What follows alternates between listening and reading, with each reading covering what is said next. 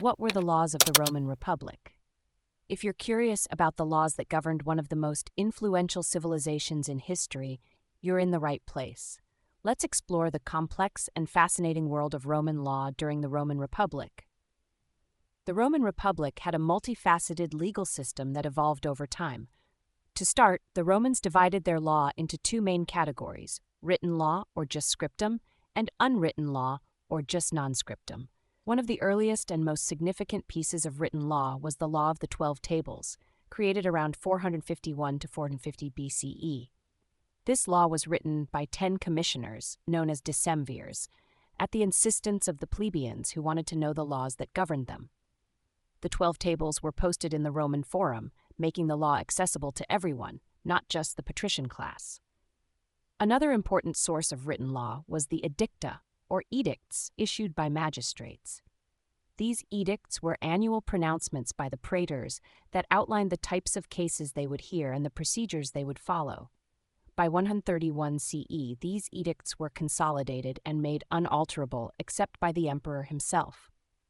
The Roman Senate also played a role in lawmaking through senatus consulta, which were resolutions or advice given to magistrates. Although these had no legislative force during the Republic, they were often followed by the magistrates.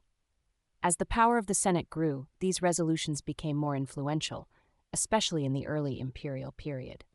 In addition to these, the Roman Republic had various assemblies that could pass laws. The Comitia Centuriata, for example, was the assembly of the centuries, and had the power to declare war, ratify the results of a census, and serve as the highest court of appeal in certain cases. The Comitia Tributa, or tribal assemblies, dealt with minor public business and voted on legislation put forth by the magistrates.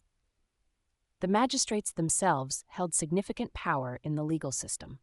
The praetors, for instance, administered civil law, presided over courts, and commanded provincial armies. They also issued annual edicts that adapted existing laws to changing circumstances. This adaptability was key, as it allowed the law to remain flexible while still maintaining its core principles. The Roman system also included the concept of jus honorarium, a body of rules developed by magistrates that often superseded civil law. This system gave magistrates the power to provide or refuse judicial remedies and determine the form these remedies should take. In terms of specific areas covered by Roman law, it was incredibly broad. Roman laws dealt with crime and punishment, land and property ownership, commerce, maritime and agricultural industries, citizenship, and even social issues like slavery and manumission. These laws were designed to cover all facets of daily life and were adapted over time to reflect the changing needs of Roman society. Overall, the laws of the Roman Republic were a complex interplay of written and unwritten rules influenced by various bodies such as the Senate, magistrates, and assemblies. This system allowed for flexibility and adaptation, ensuring that the laws remained relevant and effective throughout the Republic's existence.